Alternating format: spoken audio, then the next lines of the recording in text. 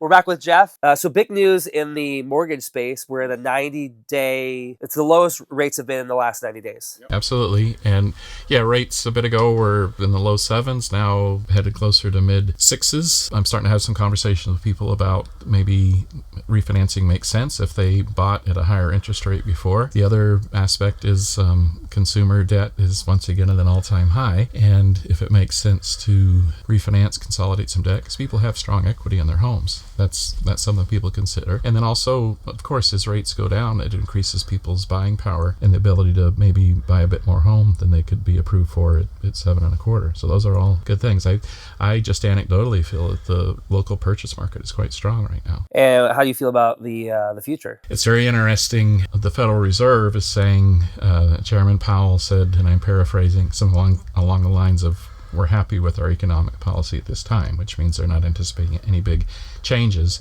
When they meet next, the Federal Reserve Open Market Committee meets next in March. They're saying there's a prediction, a 97% chance they're going to leave the federal funds rate exactly where it is, which affects things like the prime rate and car loans and consumer debt, directly to the consumer. Then they're saying in May, there's like a 40% chance they might reduce the rate 0.25%, which is not going to make a significant difference. So I imply from that yes, rates have come down. We're thankful for every bit they do come down. I don't see a long-term trend of them dropping.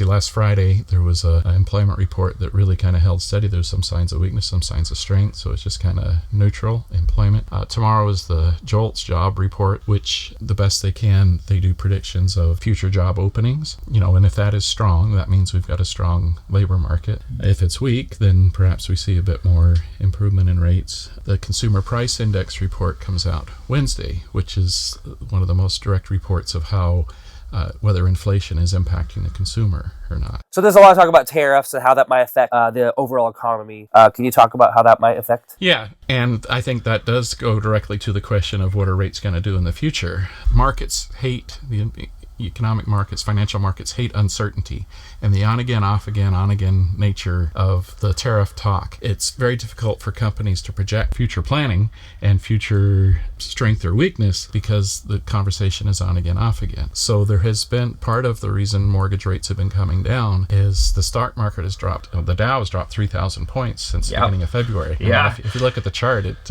it's going down pretty aggressively. So that creates a flight to safety in bonds and mortgage-backed securities because it doesn't pay a lot, but it's predictable. It's better. And it's not better volatile. than that, yeah. Okay, sounds great.